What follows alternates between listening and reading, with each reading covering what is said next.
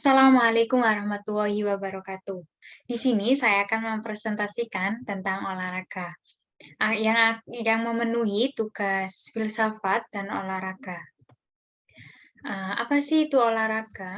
Olahraga merupakan suatu aktivitas yang melibatkan pengarahan, tenaga fisik, dan pikiran yang dilakukan untuk melatih tubuh manusia, baik secara jasmani maupun secara rohani. Sejarah olahraga sendiri tidak ada yang bisa mengatakan kapan olahraga dimulai, namun dapat dipastikan dari bukti sastra dan ikonografi yang kaya dari semua peradaban bahwa tujuan olahraga sendiri itu untuk keluarga kerajaan dan bangsawan. Bukti arkeologis juga menunjukkan bahwa permainan bola umum di antara orang-orang kuno berbeda dengan orang Cina, zaman Aztec, dan bukti yang disajikan oleh zaman Yunani dan Romawi, yang menunjukkan bahwa permainan bola sebagian besar merupakan hiburan yang menyenangkan, seperti yang direkomendasikan oleh kesehatan oleh Dr. Yunani Galen pada abad kedua Masehi. Zaman sejarah dibagi menjadi 4, olahraga di Afrika, olahraga di Asia, olahraga di Mesir kuno, olahraga di abad pertengahan. Olahraga tradisional di Afrika sendiri, permainan bola jarang terjadi, tetapi permainan gulat itu bervariasi dari suku ke suku itu beda. Untuk di Nuba, Selatan Sudan, pertarungan ritual di mana tubuh laki-laki didekorasi serta dilatih dengan hati-hati untuk sumber utama status dan prestis laki-laki. Dari Tusti dan Hutu dari Rwanda termasuk orang-orang yang mengadakan kontes antara perempuan. Di antara berbagai bangsa di Afrika, pertandingan gulat adalah cara untuk merayakan atau secara simbiolis mendorong kesuburan manusia dan kesuburan bumi. Contoh sendiri di Afrika di negeri selatan, misalnya, suku Igbo berpartisipasi dalam pertandingan gulat yang diadakan setiap hari ke-8 selama 3 bulan musim hujan. Kontes yang diperjuangkan dengan susah payah diperkirakan memujuk para dewa untuk memberikan panen jagung dan ubi jar yang melimpah.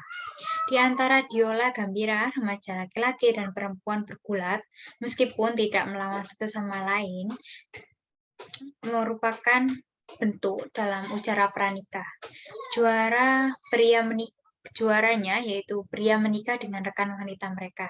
Di suku-suku lain seperti Yala di Nigeria, Fon dari Benin, dan Zambi di Kongo, anak laki-laki dan perempuan saling bergulat. Di antara Koleh, yang bergulat adalah kerabat mempelai wanita dan mempelai pria. Perkelahian tongkat yang tampaknya kurang terkait erat dengan praktek keagamaan biasa terjadi antara banyak suku, termasuk Zulu dan Mondo di Afrika bagian selatan. Olahraga tradisional di Asia. Olahraga tradisional Asia kuno sangat berkembang dan beragam. Kompetisi tidak pernah sederhana.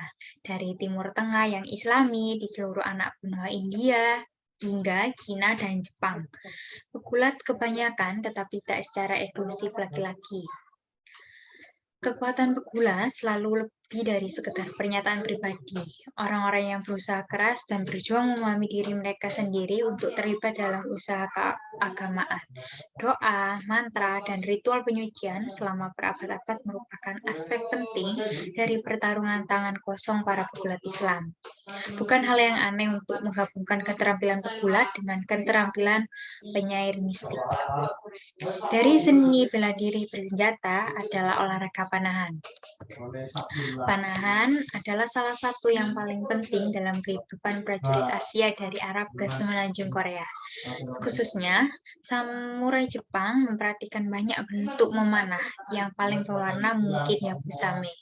Seperti dapat dilihat dari seni Mughal pada abad ke-15 dan ke-17, bangsawan India seperti rekan-rekan mereka di seluruh Asia menggunakan busur dan anak panah mereka untuk berburu dan juga untuk kontes memanah. Memburu berkuda menunjukkan keterampilan berkuda dan toksufilit.